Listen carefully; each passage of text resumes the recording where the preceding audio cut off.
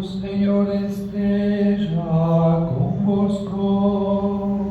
Está no meio de nós. Proclamação do Evangelho de Jesus Cristo, segundo João.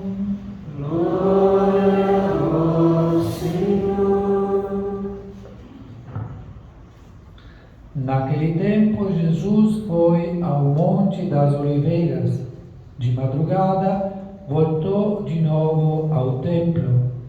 Todo o povo se reuniu em volta dele. Sentando-se, começou a ensiná-los. Entretanto, os mestres da lei e os fariseus trouxeram uma mulher surpreendida em adultério.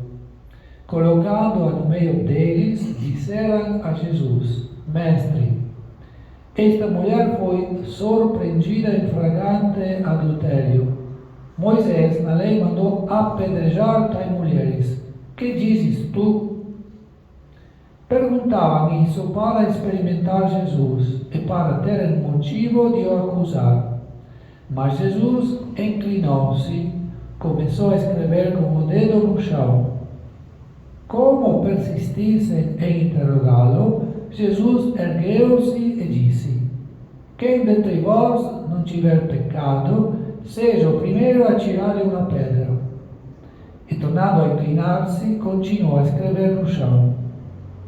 E eles, ouvindo o que Jesus falou, foram saindo um, a começar pelos mais velhos. E Jesus ficou sozinho com a mulher que estava lá no meio do povo. Então Jesus se levantou e disse: Mulher, onde estão eles? Ninguém te condenou? Ela respondeu: Ninguém, Senhor. Então Jesus lhe disse: Eu também não te condeno. Podes ir e de agora em diante não peque mais. Palavra da salvação. Glória a vós, Senhor. Que a palavra do Santo Evangelho cancele os nossos pecados. Amém.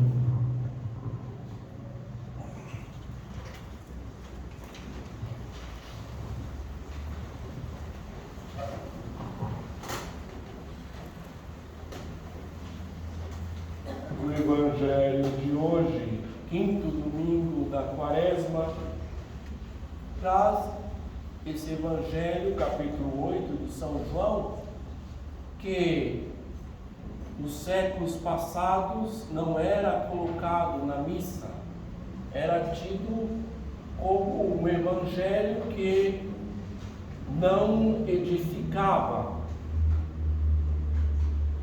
Porém, esse Evangelho, depois da reforma litúrgica, entrou no lecionário que nós escutamos agora, esse Evangelho, chamado, conhecido, mulher adúltera. Mas alguns estudiosos vão dizer que isso aí era uma armadilha que fizeram os mestres da lei e os fariseus para que Jesus caísse nessa armadilha.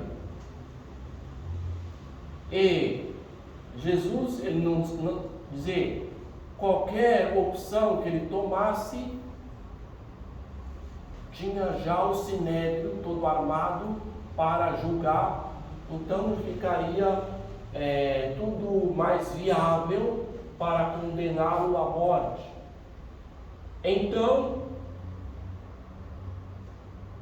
última frase, último versículo desse Evangelho, quando Jesus vai dizer à mulher: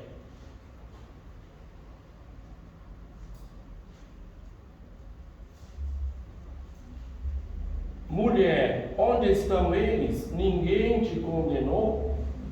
Ninguém, Senhor. Então Jesus lhe disse: Eu também não te condeno. Podes ir e de agora em diante não peques mais. De agora em diante não peques mais. Jesus não aprovou. Se foi verdade que aquela mulher caiu no adultério, nós não sabemos se aconteceu, se não aconteceu. Alguém vai dizer, olha, ela ficou vigiada durante a noite, então já estava tudo programado pelos fariseus e os mestres da lei, só que ela foi perdoada, recebeu de Jesus a absolvição. Podes ir e não peques mais. Então, no primeiro momento, quando pergunta, olha mestre, esta mulher foi surpreendida em adultério, a lei diz para apedrejar, para matá-la, eliminar. O que você diz? Jesus fica em silêncio, se volta ao chão e começa a escrever. E o silêncio começa a fazer efeito. O silêncio de Jesus faz efeito. Ou seja, o silêncio de Deus para nós faz efeito na nossa consciência. Então, quando Jesus escuta esse questionamento, se devia apedrejar, o que devia fazer, Jesus vai dizer, aqueles que não têm pecado, então atire as pedras. Então começam a sair, os mais velhos começam a sair primeiro, todos vão embora. A questão que Jesus vai dizer, podes ir e de agora não volte a pecar, não peques mais. Então a miséria, Jesus, Ele quer salvar, Ele veio para nos salvar. Então, aquela mulher representa toda a humanidade. Toda a humanidade pecadora. Então, não é o pecado pessoal daquela mulher, mas o pecado de cada um, cada batizado. Cada batizado, cada batizada inserida em Cristo Jesus, no seu corpo, pelo batismo. E Jesus, ali, a misericórdia em pessoa, a misericórdia que encontra com toda a miséria do pecado. Quem diz isso é Santo Agostinho. Toda a misericórdia, Jesus, a misericórdia infinita encontra com a miséria humana. Então, nós que temos que ver os nossos próprios pecados, nós não podemos dar jeito nos pecados dos outros. Podemos rezar. Porque aquelas pessoas no barulho, no tumulto, eles iam matar aquela mulher, a pedrada, e a culpa ia para quem? Para a lei. A culpa não ficaria em ninguém. Então seria dissolvida. É assim os tumultos da rua. Quando alguém inventa lá uma coisa, vai lixar uma pessoa de um crime, nem se sabe se é verdade. Então as pessoas é tomada pela emoção, emotividade e tudo, e entra na briga, sem saber. Porém, quando Deus revelou a lei a Moisés no Sinai, a lei foi escrita em pedras sem vida, pedras frias. Então o profeta Jeremias vai dizer, nos últimos dias darei uma nova aliança, não escrita em pedras, mas nos vossos corações. Não a lei que vossos pais transgrediram, caíram na infidelidade. Então São Paulo, na carta aos Romanos, ele vai dizer, a lei foi ultrapassada, A lei serviu para quê? Para apontar o pecado. Então, a graça que supera a lei. Então, nós devemos empenhar-nos em viver a graça. Em viver a graça. Então, a humanidade hoje, na atualidade, é assim. Nós arrumamos, cada sociedade arruma a sua vida e quer que Deus se insere naquela sociedade organizada. É como alguma conferência episcopal no mundo, na Europa, que diz, olha, o catecismo, o magistério, o ensinamento da igreja não vale. Então vamos inventar uma coisa própria para nós, para o nosso bel prazer, que concorde com os nossos vícios, com as nossas opções desordenadas, afeições desordenadas. Vamos fazer o nosso magistério. E separa da igreja. Porém, a igreja é o sustentáculo, o ponto firme que garante a doutrina de Cristo Jesus. Então, São Paulo, escrevendo a Timóteo, seu discípulo, vai dizer, para conservar a sã doutrina, não segundo a nossa razão, os nossos raciocínios, aquilo que nós achamos que é bom, a nossa justiça. Então, na segunda leitura, São Paulo vai dizer que ele luta, ele corre para alcançar Cristo Jesus, para alcançar a salvação, alcançar a graça. Então, não é Deus que deve se acomodar, conformar-se com os nossos conceitos, as nossas ideias, o nosso parâmetro de justiça. São Paulo diz isso, está dizendo isso para nós.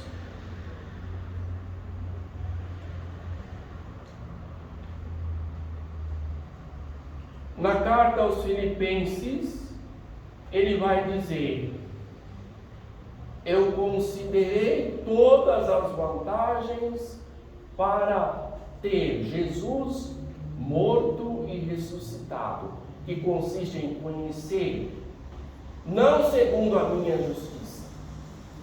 Então devemos conhecer a Deus, não segundo a nossa justiça. Então ele vai dizer, não com minha justiça, não com a minha justiça, não com a nossa justiça, não com os nossos parâmetros. Porque a justiça de Deus supera aquilo que nós entendemos como justiça. O conceito, a ideia de justiça que nós temos, a ideia que está na cabeça dos homens e das mulheres. Então São Paulo vai dizer, não com minha justiça, provinda da lei, minha justiça que vem da lei, mas com a justiça que vem da fé em Cristo Jesus. É a justiça que devemos buscar, que nos justifica segundo o projeto de Deus, segundo a bondade e a misericórdia. Na carta aos Efésios, São Paulo vai dizer, a fé em Cristo Jesus, Ele é o Salvador. Então São Pedro, na frente do Sinédrio, quando era inquirido, interrogado pelo Sinédrio, que era o conselho dos judeus, Pedro e João, São Pedro levanta e vai dizer, em nenhum outro debaixo do céu há salvação. Só tem um nome que os homens alcançam a salvação, através do nome de Cristo Jesus. Em nenhum outro. Em nenhum outro. Então, nós acreditamos em Cristo Jesus. Aí São Paulo Ainda na primeira carta aos Coríntios vai dizer: Ele tornou para nós sabedoria, justiça, santificação e redenção. Então São Paulo vai dizer o que consiste esta fé: identificar-nos com a pessoa de Jesus, conhecer, experimentar a força que vem da sua ressurreição, ficar em comunhão com seus sofrimentos. Sofrimento pelo sofrimento, não é o sofrimento pelo sofrimento, mas por amor, unicamente, só e somente por causa de Jesus, por causa de Cristo Jesus. Sofrer por causa dele, quando ele vai dizer por causa de mim e do Evangelho. Por causa de mim e do Evangelho. A única razão. Então ele vai dizer: eu corro para ser alcançado por Cristo Jesus, visto que eu já fui alcançado por ele. Já fui alcançado. Quando que uma pessoa é alcançada por Cristo Jesus? No dia do batismo. Os pais, os padrinhos, não estão brincando, não estão cumprindo um rito vazio, estereotipado, e não diz nada com nada, mas está inserindo aquela criança, o adulto, no corpo de Cristo. Então, o batismo imprime caráter indelével, que não se apaga. Então, em meados do terceiro século, 250 e alguma coisa, existia no norte da África, em Cartago, o bispo chamado São Cipriano. E tinha os cobardes, os lapsos, os decaídos. Por causa da perseguição, tinha que ter o libelo, que tinha oferecido. O libelo era um documento que tinha oferecido incenso à estátua do imperador, que era tido como Deus. Então eles fugiram. Retornaram à igreja. Então aqueles mais light, mais tranquilos, mais liberais, dizia: não, deixa eles voltar. Os rigorosos diziam: não, tem que batizar novamente. Nesta época não existia a confissão, sacramento da penitência, como existe hoje. Confessava uma única vez, penitência pública. Então o bispo consultou o Papa Cornélio em Roma. Decisão do Papa: não se rebatiza, não, o batismo jamais é repetido, se válido, no máximo sob condição.